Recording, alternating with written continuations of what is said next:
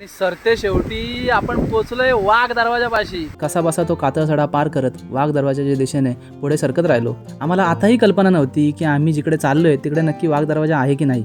शेवटी एका अशा ठिकाणी पोहोचलो जिथे पोहोचल्यावर लक्षात आलं की आपण तर भलत्याच वाटेनं आलेलो आणि प्रत्यक्षात जी वाट वरून खाली येते ती दुसऱ्याच बाजूने आहे. मग पुढे उतरत राहिलो. वाटेत एक छोटा धबधबा लागला. तो ओलांडून थोडं खाली उतरलो आणि वाघ दरवाजा दृष्टीपथात आला. तो दरवाजा बघून आम्हाला सगळ्यांना खूप आनंद झाला. 5 एप्रिल 1689 रोजी औरंगजेबाच्या ताब्यात रायगड पडल्यावर महाराणी येसूबाई आणि राजाराम महाराज, प्रल्हादजी निराजी, खंडो बडलाळ आणि रूपाजी भोसले या सरदारांसोबत इथूनच दक्षिणेत जिंजीच्या दिशेने निघाले आणि नंतर जिंजीवरूनच राज्यकारभार चालवला.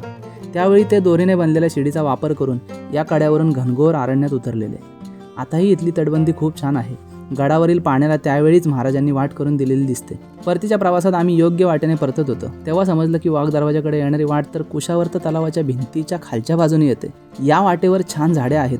उन्हाळ्यात तिथे चांगली सावली असेल. आमच्यासारखे इतर शिवभक्त आणि पर्यटक वाघ दरवाजाला जाताना चुकू नये म्हणून इथेच पडलेल्या आणि गड संवर्धनासाठी वापरत असलेल्या चुन्याचे काही तुकडे उचलून आम्ही वाघ दरवाजाकडे अशी एक पाटीच तिथल्या दगडावर लिहिली.